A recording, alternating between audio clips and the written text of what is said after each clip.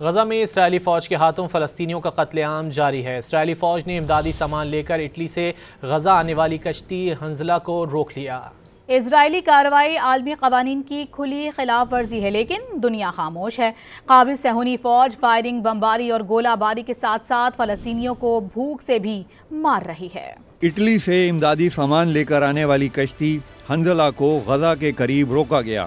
Videos میں دیکھا جا سکتا ہے کہ اسرائیلی فوجی زبردستی کشتی میں آئے اور سب لوگوں کو یرغمال بنا لیا۔ کشتی میں 2 صحافیوں سمیت انسانی حقوق کے 19 کارکن سوار تھے جو محصور غزہ کے لیے امدادی سامان لے کر آ رہے تھے۔ واقعے کے بعد عالمی سطح پر تشویش کی لہر دوڑ گئی۔ اسرائیلی فوج نے کچھ دنوں قبل ایک اور امدادی کشتی میڈلین کو بھی روکا تھا۔ اس میں ماحولیاتی کارکن گریٹا تھمبرگ کے علاوہ 12 افراد سوار تھے۔ غزہ میں صرف بھوک سے جاں بحق افراد کی تعداد بڑھتی جا رہی ہے۔ اسرائیلی فوج امداد اور راشن لینے والوں پر بھی حملے کر رہی ہے۔ غزہ کے فلسطینیوں کو انتظار ہے کہ کوئی تو ہو جو اس صورتحال سے انہیں نکالے۔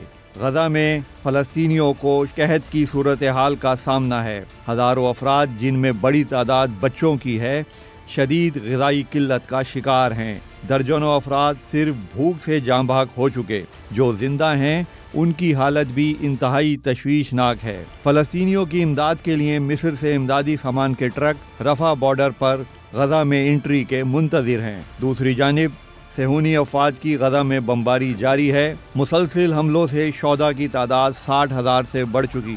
1 لاکھ سے زائد فلسطینی زخمی جبکہ لاکھوں بے گھر ہو چکے۔ ملبے تلے دبے ہزاروں فلسطینیوں کے بچ جانے کا امکان بھی ختم ہوتا جا رہا ہے۔ صہیونی فوج نے سوچے سمجھے منصوبے کے تحت رہائشی عمارتوں، اسکولوں، اسپتالوں اور پناہ گزین کیمپوں کو نشانہ بنایا۔ غزہ کے اسپتالوں میں دواؤں، طبی سہولتوں اور فیول کی شدید کمی نے صورتحال سنگین بنا دی۔ ہزاروں فلسطینی اپنے ملبہ بنے گھروں کو دیکھ کر غم کی تصویر بنے ہوئے ہیں۔ اسرائیلی بمباری نے ہزاروں گھروں کو کھنڈر بنا دیا۔ اب وہاں یادوں کے سوا کچھ نہیں بچا۔